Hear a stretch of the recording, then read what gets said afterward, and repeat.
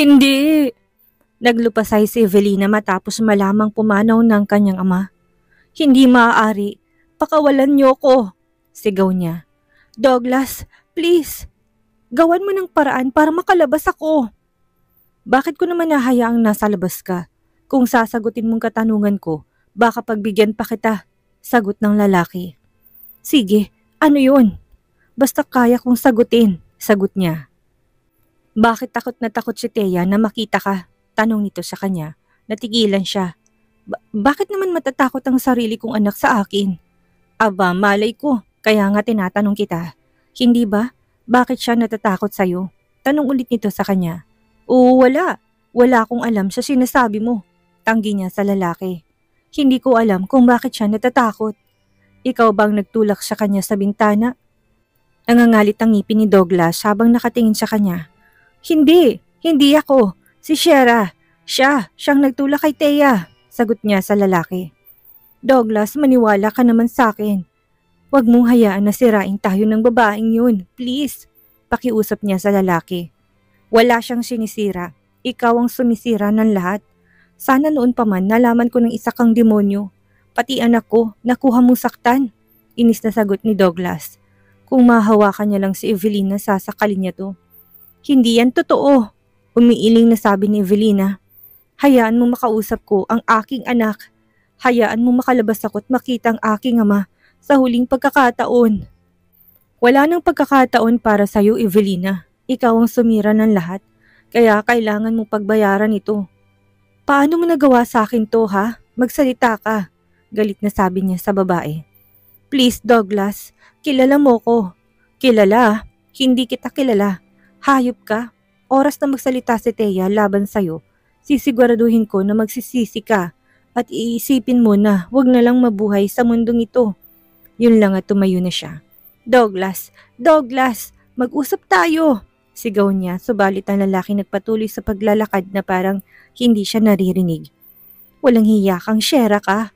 Makalaya lang ako, papatayin kita, bulong niya sa sarili. Anong plano mo kay Mang Alfonso? Tanong ni Eros kay Shera na nakaupo sa sofa. Kakarating lang ni Eros sa paghahatid kina Maverick at Marlene. Nangako siya na susuportahan ng pamilya ng mga to sa negosyo. Basta mananatili na lang sila sa ibang bansa. Inamin na rin niya kay Shera tungkol sa naging kasunduan nila noon ni Maverick. Kaya mapipilitan sana siyang pakasalan si Marlene. Hindi niya na yan problema ngayon at ang kasal naman ni Douglas at Shera ay putol na. Hindi na sila mag-asawa ngayon.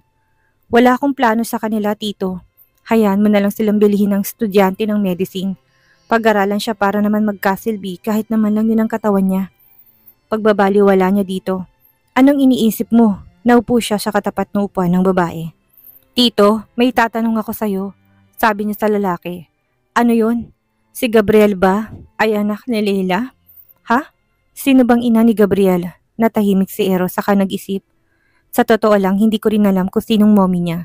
Pero sigurado ako na hindi si Leila yon. Paanong hindi mo alam kung sinong mami niya? Preserved sperm kasi yan. Tinawagan lang ako ng isang doktor noon at sinabing nagkamali ng sperm na naibigay sa isang babae. Nabuo ang bata at yun nga'y si Gabriel. Binigyan sa akin ng isang nurse. Hindi ko matandaan ng pangalan, kasamang dokumento na kapanganakan ng bata. Pero wala doon ang pangalan ng kanyang ina. Ipina-DNA ko naman siya at lumalabas na sa akin nga talaga. Matagal ko na rin namang hinahanap ang babaeng yun. Ngunit ilang taon na rin akong clueless. Natahimik si Shera. Pareho pala silang nangungulila ni Gabriel. Siya sa kanyang anak at ito sa sariling ina. Napakalungkot ng buhay nila. Kaya siguro sila pinagtagpo. Nasaan na kaya si Lorraine? Napabuntong hininga siya. Yung doktor na hinahanap mo? Tanong ni Eros. Oo, nais ko mahanap ang aking anak kaya kailangan na makita ko na siya. Sagot niya dito. Huwag kang mag-alala, hahanapin natin siya. Nginitian siya ni Eros. Samantala, Aliana Imperial, tawag ng isang sekretary sa ospital. Ako yun. Tumayo siya at pumasok sa loob. Dito ka na lang mahiga, patutulugin ka namin. Saka obserbahan kung mananaginip ka at magsasalita ng mga pangalan na gaya ng mga sinasabi mo noon. Kailangan magpagamot ni Aliana dahil wala siyang maalala sa kanyang nakaraan. Subalit ngayon, unti-unti niyang napapaniginipan ng mga bagay-bagay, lalo na sa isang sanggol na batang lalaki na hindi niya mawari kung anak ba niya o anak ng ibang tao. Ano bang nakikita mo? Tanong ng psychologist sa kanya. Bata, isang batang dala-dala ko pero hindi ko alam kung anak ko siya. Sagot niya. Anong itsura ng bata? Hindi ko masyado makita pero dala-dala ko siya. Parang tumatakas ako. May humahabol sa akin. Sinong humahabol sa'yo? Mga lalaki. Pinapatigil nila ako sa pagtakbo. Pero naitakas kong bata, sagot niya. Dinala ko siya sa isang bahay. May nakasulat sa papel na iniwan ko sa lugar na yon. Alam mo kung saan ang bahay na yon? Tanong muli ng doktor. Hindi pero parang kita ko talagang itsura ng bahay kapag nakita ko muli ang bahay na yon. Maalala ko. Nasaan ka na ngayon? Iniwan kong bata dun, bumalik ako sa kotse. Hinintay ko na may lumabas, may kumuha sa bata, lalaki. Anong ginawa ng lalaki? Dinala niyang bata sa loob ng bahay. May mga lalaking lumapit sa akin.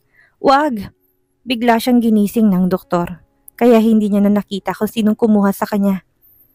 Yan muna sa ngayon, hindi maaaring ituloy. Baka may mangyaring hindi maganda sa'yo.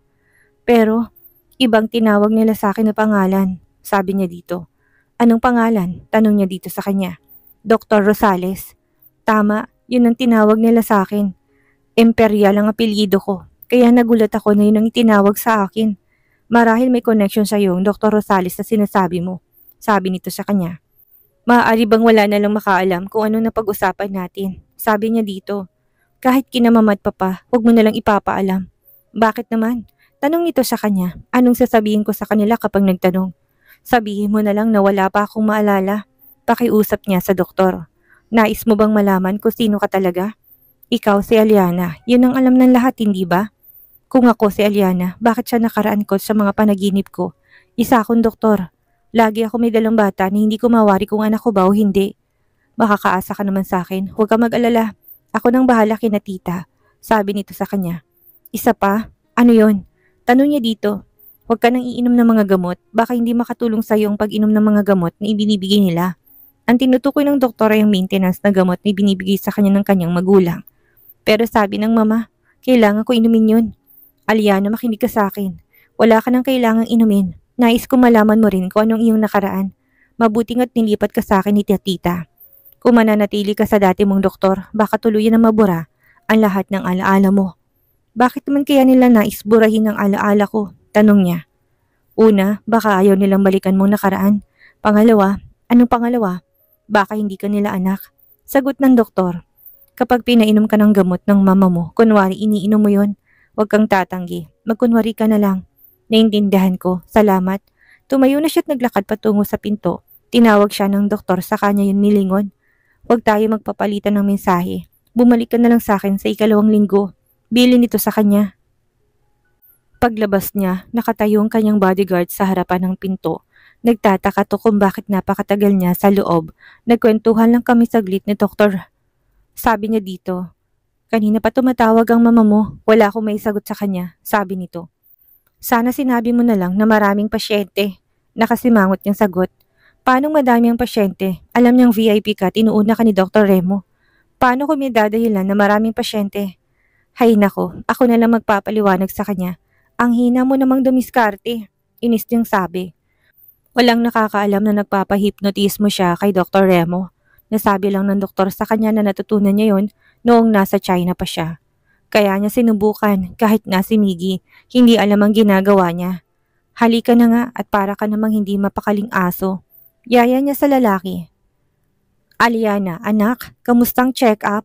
Tanong ng kanyang ina pagkapasok niya ng bahay. Maayos naman. Sige po, papasok na ako sa kwarto.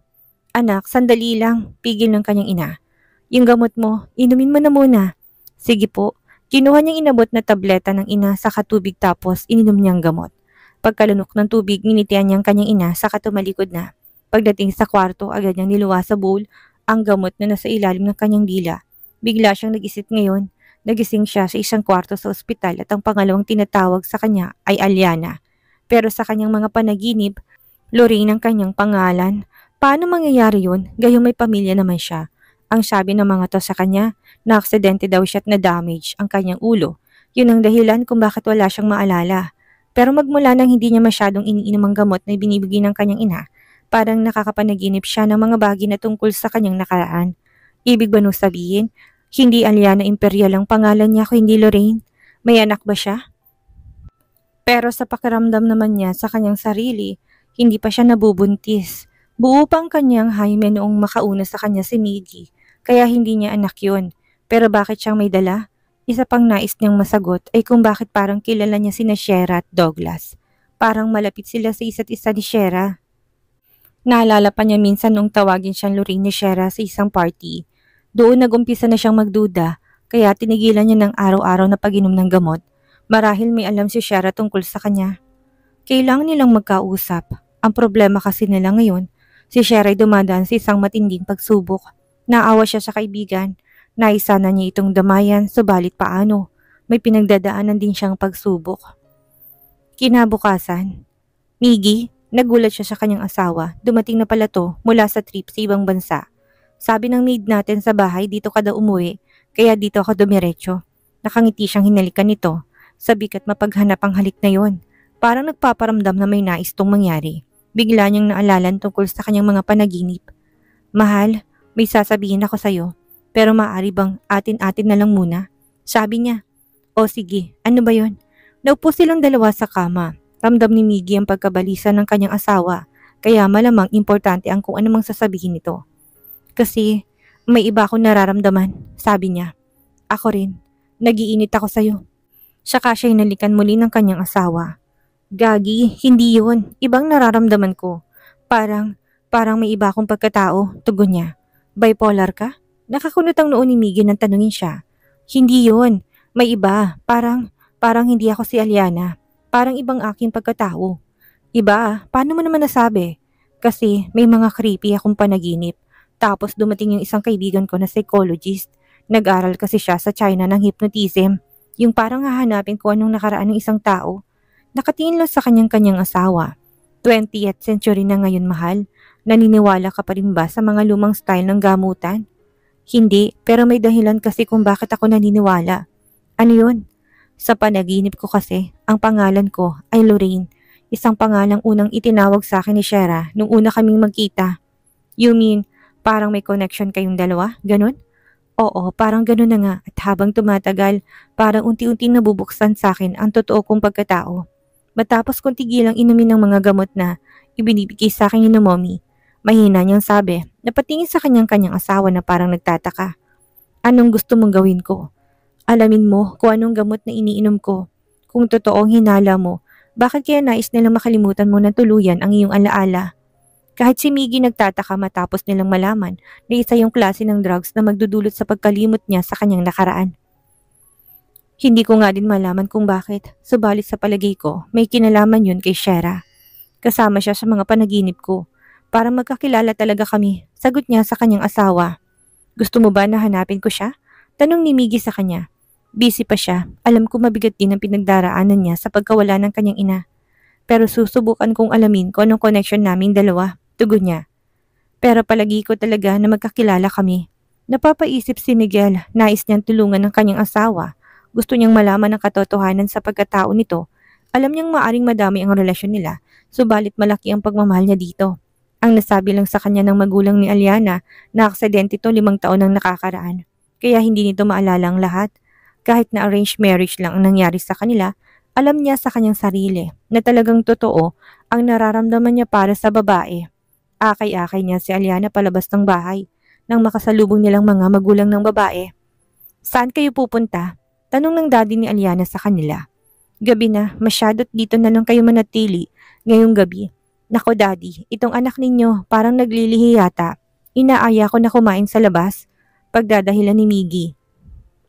Nakita ko, may bagong bukas na kainan sa kabilang bloke. Doon po kami kakain. Malamang pagod ka, Miggy.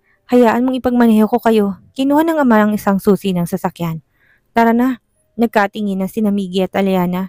Maya-maya pinagsalita ng ina nito. Mabuti pa, sasama na lang kami. Nakangiting sabi ng ina ni Aliana. Magbibihis lang kami. Anong palagay mo, Daddy? Tama, Mommy. Sumama na lang tayo sa kanila para... Wag na po. Pigil ni Aliana. Nais ko masolong asawa ko ngayong gabi. Ang totoo po, mag-hotel talaga kami. Nais naming matulog ng kamilang dalawa. Sabi ni Aliana sa mga magulang. Nalungkot ang mga mata ng mga to habang nakatingin sa kanila. lalo na sa kanya. Bakit naman parang ayaw mo kaming kasama anak? Tanong ng kanyang ina. Gusto lang naman namin ng daddy mo na ma-feel ng bata kami kahit na konti. Oo nga naman anak, sabi din ng kanyang ama. Wala naman sigurong masama na sumama kami.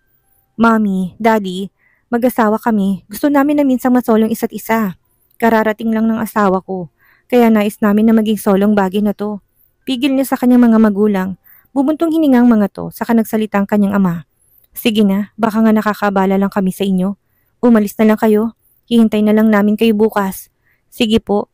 Paalam ni Miggy. Sa mga ito samantalang siya'y humalik sa pisngi ng magulang. Pinapanood silang lumayo ng mga ito nang magsalita si Agnes. Daddy, parang nakakaramdam ako ng kakaiba kay Aliana. Ako din. Hindi kaya bumabalik ng alaala niya? Napapainom mo ba siya ng mga gamot? Tanong ni Junior. Oo, ako mismo nag-aabot sa kanya at iniinom niya yon sa harapan ko. Kung ganun baka kailangang injectionan natin siya gaya ng dati para hindi niya makontra kung anong papasok sa kanyang katawan. Tawagan mo nga si Henry at magpahanda ka ng gamot na kagaya nung dati. Pero sabi niya kapag tinurukan pa si Aliana, baka talagang makalimot na siya sa lahat at hindi niya na tayo makilala. Mas maganda yon kaysa maalala niyang kanyang mga nakaraan na parang bangungot na pumapatay sa kanya nang unti-unti. Pero hindi kaya dapat na lang niyang malaman kung sino siya. Gusto mo ba siyang magalit sa atin, Agnes, at mawala ng tuluyan sa'yo? Ayoko, tanggi ng babae. Pwes, sundin mo sinasabi ko. Pagkaalis ni Miggy at Aliana sa bahay, natahimik na nagmanehong lalaki patungo sa hindi kalayuang restaurant. Pero kahit na anong musik pang tumugtog sa radyo, hindi yung sapat para patahimikin ang mga tanong si isip ni Aliana. Dama niyang hindi maipaliwanag na kaba. May mga saglit na tila lumiliwanag ang isang alaala. Ngunit bago niya ito masulyapan ng buo, agad na itong nawawala. Parang bula sa hangin. Aliana, okay ka lang ba? Tanong ni Miggy habang hawak ang manibela. Napansin niyang panakanak ang pagkagat nito sa sariling labi. Isang bagay na ngayon niya lang ulit nakita. Naalala ko na naman siya. Mahinang bulong ni Aliana. Si Shera, tumango siya. Sa panaginip ko kanina lang, nag-uusap kami, nakahiga siya. Hindi ko malaman kung saan. Ako nakasuot ng puting damit na parang isang doktor. Pero sa dulo, lagi siyang umiiyak. May sinasabi siya pero hindi ko marinig. Tapos may boses. Hindi ko kilala pero paulit-ulit nang sinasabing walang dapat na makaalam. May inabot siya sa akin, isang lampin. May laman sa loob, parang bata. Alam ko sa sarili ko na anak niya yun. Subalit anong kinalaman ko sa kanila ng kanyang anak? Sino kaya talaga ako? Napabuntong hininga si Miggy. Gusto na niyang malaman ang buong katotohanan. Kung may sinasadyang itago sa kanila, dapat nitong mabunyag. Nakilala niya si Aliana Imperial dahil siya isang pagtitipon. Nung una, galito sa kanya at lagi umiiwas hanggang sa pumayag ito sa fixed marriage na ginawa ng kanilang mga magulang. Doon pa lang nalaman ni Miggy ang tungkol sa aksidente, kaya alam niya na may mga kakatuwang bagay na naiisip si Aliana. Pagdating nila sa restaurant, tila normal lang lahat. Mainit ang pagkain, masarap ang serbisyo, ngunit sa bawat paglingon ni Aliana, pakiramdam niya ay may matang nakatingin. Hanggang sa matapos silang kumain, ramdam pa rin ni Aliana ang kakaibang mga tingin na hindi niya malaman kung saan ang gagaling. Inilibot niya ang kanyang mga mata. Biglang kumabog ang kanyang dibdib at nanginig ang kanyang mga kalamnan. May mga tao siyang nakikita na ganun ang kanyang nararamdaman gaya ni Douglas. Pero kakaiba ngayon, parang pakiramdam niya may nagmamanman sa kanila. Miggy, maaari ba nating iwanan ng sasakyan dito? Umuwi tayo sa bahay natin. Pakiusap niya sa lalaki. Ha? Bakit naman? Bakit nais mong iwanan natin ang ating sasakyan? Nagtataka si Miggy sa sinabi niya. Parang may kakaiba sa sasakyan na yan eh. Hindi ko alam pero alam mo ng pakiramdam na minamanmanan. Hindi mawari ni Miggy kung saan naisip ng asawan tungkol sa pagmamanman na yun. Kaya sinunod na lang niyang kagustuhan ng asawa. Nagtaksi sila patungo sa kanilang bahay. Wala ka pa bang naririnig na usapan? Tanong ni Agnes kay Junior. Wala pa nga eh. Hindi pa naman sila umaalis sa lugar na yun. Hawak na lalaki ang tracking device at ang audio phone. Pero isang oras na sila dyan. Baka naman nag-e-enjoy lang silang mag-usap. Ang mabuti pa, puntahan natin sila. Kinuha ni Agnes ang susi ng kanyang sasakyan. Kailangan makita natin kung saan pupuntang anak natin. Si Lorraine ay kamukhang kamukha ng anak na namatay ni na Agnes. Nagka-depression ng babae dahil doon. Habang nasa daan sila, patungo sa isang mental institution, nakita nilang isang babaeng halos hindi na makalakad at nakagulapay na sa lupa. Nang mapansin yun ni Agnes, agad niyang niyakap at tinawag na Aliana. Simula noon bumuti ng buhay ni Agnes at pinangatawan nilang buhay si Eliana. Pinabura pa nilang pangalan nito sa libingan upang makalimutan ng lahat na namatay iyon. Ang sinabi nilang dahilan na aksidente si Eliana at nais lang nilang magpagaling ito ng maayos. Bilang isang anak ng mayamang pamilya, sikat si Eliana sa social media at mga events ng high societies. Ang balita sa kanyang pagkamatay ay kaagad na nabura nang lumabas na si Lorraine bilang si Eliana. Subalit ang hindi nila maintindihan ngayon, bakit bumabalik ang alaala nito kung napapainom naman nila ito ng special na gamot. Shera, tinig yun ni Eliana Imperial. Kumusta ka na? Tanong ni Shera dito. Ikaw ang kumusta na? Sabi nito, maaari ba tayo magkita? Nagkita sina Shera at Eliana. Iniwasan ni Eliana na makontak siya ng mga magulang. Nauna na silang dumating doon ni Miggy. Pagdating ni Shera, tumayo ang kanyang asawa. Iiwan ko na kayo. Diyan lang ako sa kabilang lamesa. Paalam ni Miggy sa kanya. Pero mahal, ayaw sana ni Eliana na lumayo si Miggy sa kanya. Ayoko makarinig ng kakaibang bagay tungkol sa'yo. Minahal kita kung sino ka't masaya na ako doon. Hinalikan siya sa noon ng kanyang asawa. Kumusta ka na? Nakipagbeso sa kanya si Shera matapos makalapit. Okay naman, ikaw? Naupo siya matapos sa lubungin ng kaibigan. Medyo maayos na, huminga ng malalim si Shera. Ano bang pag-uusapan natin? Hindi ba noon tinawag mo ko Lorraine? Tanong niya dito. Oo, kamukha mo kasi ang kaibigan kong doktor, si Lorraine. Alam mo kasi, napapanaginipan ko na ako si Lorraine. Ha? Oo, sa panaginip ko, ikaw at ako ay nasa isang silid. Inabot mo ang isang bata sa akin. Alam ko hindi ko yun anak. Tapos, putol-putol ng panaginip ko. Naalala mo yun? Totoong nangyari yun. Hinawakan ni Shera ang kanyang kamay. Lorraine, maaaring ikaw nga si Lorraine. Pero bakit binigay mo sa akin ang iyong anak? Tanong niya sa kaibigan. Inutusan kita na dalahin mo siya sa totoo niyang ama. Hindi ba si Douglas ang ama niya? Umiling si Shera. Sinabi mo sa akin na nagkamali ka ng injection ng in vitro sa akin. Kaya ibang tatay ng bata. Ako nga talaga siguro si Lorraine. Pag-amin ni Eliana, unti-unti kong naalala kung sino ako, Shera. Ano bang nangyari sa'yo? Bakit nawalang alaala mo? Ang sabi ni na mommy na aksidente daw ako 5 years ago. Pero wala naman ako nakitang sugat at peklat sa ulo. Tapos sa panaginip ko, parang drugs ang in-inject sa akin at nasa ospital ako ng mga baliw. Yun ang naalala ko. Yung anak ko, alam mo ba kung saan mo dinala? Tanong ni Shera sa babae. Hindi ko matandaan, pero sa alaala ko, may mga humahabol na lalaki sa akin kapag dala kong bata. Nilagay ko yun sa harapan ng isang gate at nakita kong kinuha na lalaki mula sa loob. Subalit hindi ko makita ang mukha ng taong yun dahil nagmamadali ako. So may posibilidad na hindi mo magulang si na Mrs. Imperial? Oo, isa pa. May gamot sila na pinapainom sa akin para mawala ng tuluyan ng aking alaala. Sinasadya nilang lasunin ang aking utak. Bakit kaya? Baka natatakot sila na mawala ako sa kanila. Kung makikita mo bang lugar kung saan mo iniwan ng bata, maalala mo yon? Hindi pa ako sigurado pero nais ko lang ipaalam sa'yo na nagpapasalamat ako sa'yo. Dahil simula nung tawagin mo ako Lorraine, tinigil ko ng pag-inom ng gamot na ibinibigay sa akin. Kaya nagkaroon ako ng punti-unting pagbabalik ng alaala. Sana Lorraine, maalala mo kung nasaan ang anak ko. Aliana, isang malakas sa tinig yun na bumasag sa kanilang mahinahong usapan. Ang tinig ng kanyang ina. Sabay silang napatingin ni Shera sa may pintuan ng restaurant. Nandun ang kanyang ina. Halos umuusok ang ilong nito. Marahil sa galit, nagmamadali itong lumapit sa kanya. Maging si Miggy, hindi kaagad nakahuman nang marinig ang tinig ng biyanan. Bakit hindi kayo umuwi? Tanong nito paglapit sa kanila. Ah, mommy, si Shera nga pala, kaibigan ko. Pakilala niya kay Shera. Kilala ko siya, ang young madam ng mga Bustamante. Nakakainsultong ngiti ng matanda. Aliana, uuwi na tayo. Iinom ka pa ng gamot? Mommy, sandali po. Awat ni Miggy. Hayaan niyo na si Aliana. Anong hayaan? May sakit siya. Alam mo naman na galing siya sa aksidente. Tapos, hinahayaan mo lang siya? Bakit hindi kayo umuwi? Iniwan niyo pang kotse niyo sa restaurant. Paano niyo nalaman? Nagulat si Aliana na marinig yun. Basta, halika na. Umuwi na tayo. Hinila nitong braso ni Aliana. Ayoko ma. Tanggi niya sa kanya tumayo at kinaupuan. Halika na sabi. Pinipilit ito na isama siya. Mrs. Imperial, tama na ho. Awat ni Shera sa matanda. Nasasaktan na ho ang anak ninyo. Huwag kang makialam dito. Unahin mo problema mo bago mo pa kialaman ang problema ng anak ko. Mommy, tama na po. Nagtitingin na ng mga tao, awat ni Miggy kay Agnes. Doon pa lang nila napansin ang ilang taong nakatingin sa kanila. Agnes, inawat ni Junior ang kanyang asawa. Halika na muna, Aliana. Umuwi na kayo mamaya. Sumama ka sa akin, anak. Umiyak na sabi ni Agnes habang hinihila ni Junior palabas.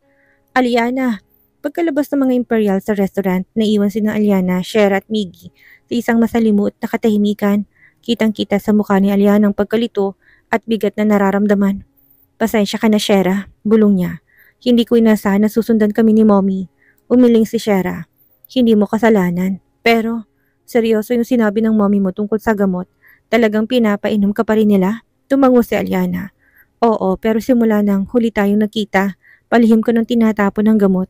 Pakiramdam ko, unti-unti na ako nagigising mula sa mahabang bangungot. Baka oras na para humingi tayo ng tulong mula sa ibang tao.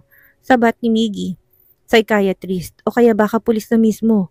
Kung totoong hinala ninyo, sinadyang burahin ang alaala mo, then someone needs to be held accountable. Ayoko umabot sa gulo, sabi ni Aliana. Pero gusto kong malaman ng totoo, lalo na't baka kung dahilan kung bakit siya nawala. Tamang naiisip ng asawa mo, Miggy. Kahit nabaliktarin natin ang mundo, inalagaan pa rin ng mga imperial si Aliana. Maaari may mga bagay na nag-uudyok sa kanila kaya nila yun nagawa, sabi ni Shera. Kaya nga, kahit na magalit ako, sila pa rin ang tumulong sa akin. Ang hindi ko lang maintindihan, bakit nais nilang mawala ang aking alaala, sabi ni Aliana. Baka may anak silang Aliana ng pangalan na nawala. Ano sa palagay mo? Tanong ni Miggy. Naalala ko dati, narinig kong isang usapan na akala nila patay na si Aliana tapos bigla ko nabuhay. Parang ganun, sagot ni Aliana. Malamang may mga malalim silang dahilan. Ang mahalaga ngayon, naalala mo na ikaw si Lorraine at naalala mo ng tungkol sa aking anak. Nakangiting sabi ni Shera. Napayuko si Aliana. Lorraine, ulit niya sa sarili. Tila ninanamnam ang pangalang niya na parang musika. Sa kanyang tenga, ngunit may kirot sa puso. Ang daming taon nang nawala, Shera. Paano kung hindi ko na maibalik ang dati? Lumapit si Shera, tinawakan ng kanyang kamay. Ang mahalaga, bumabalik ng alaala mo. Hindi mo kailangang ibalik lahat agad-agad. Pero kung may isang bagay ako natutunan sa pagkawala ng anak ko, ito yon, ang katotohanan. Gaano man kasakit ay mas mabuti kaysa sa kasinungalingan. Tumango si Miggy. At kung gusto ninyo, nandito lang ako. Hindi ko rin maintindihan ang lahat pero ang sigurado ako, hindi ka baliw, Aliana. May nangyaring hindi mo ginusto. At may mga taong pilit kang pinapatahimik. Napatingin si Aliana sa labas ng bintana ng restaurant. Sa bawat pagdaan ng sasakyan at mga taong nagmamadali, parang unti-unting bumubukas ang pinto ng kanyang isipan. May isang babae, maamong mukha niya pero palaging malamig ang mga mata. Parang may kinatatakutan akong gawin kapag nandun siya. Sino siya? Usisa ni Shera. Hindi kaagad nakasagot si Aliana, nanginginig ang kanyang labi. Hindi ko maalala ang pangalan niya, pero palagi siyang nandun kapag pinapainom ako ng gamot. Parang bantay, parang jailer. Nagkatinginan si Miggy at Shera. Kailangan nating alamin kung sino siya, baka siyang susi sa lahat ng ito, sabi ni Miggy. Sa sumunod na araw, bumalik sila sa Maynila at dumiretso sa isang pribadong doktor na kakilala ni Miggy, si Dr. Clarice Navarro, isang neurologist. Matapos ang ilang test at therapy sessions, kinumpirma ng doktor ang hinala. Nagkaroon si Lorraine ng tinatawag nating drug-induced memory suppression. May halong tranquilizers at memory inhibitors ang mga gamot na iniinom niya. Ito hindi basta-bastang makikita sa ordinaryong reseta, kung hindi bahagi ng isang mas malawak na plano. Kaya pala pakiramdam ko, hindi ako buo. Palaging may kulang, ani Lorraine. Pero may maganda ring balita, dagdag ni Dr. Clarice. Base sa mga pagbabago sa kanyang brain scans, nagsisimula nang bumalik ang normal na function ng kanyang memory. Kailangan lang ituloy ang detoxification at therapy, at higit sa lahat protection. Protection? Tanong ni Miggy. Oo, sagot ng doktor. Dahil kung may taong gumawa nito sa kanya noon, hindi malayong gawin nilang muli kapag nalaman nilang bumabalik ang alaala niya. Ano kayang mga dahilan, Dok? Tanong na muli ni Miggy. Hindi pa natin malaman sa ngayon, pero darating ang panahon. Makakahanap pa rin tayo ng konkretong kasagutan.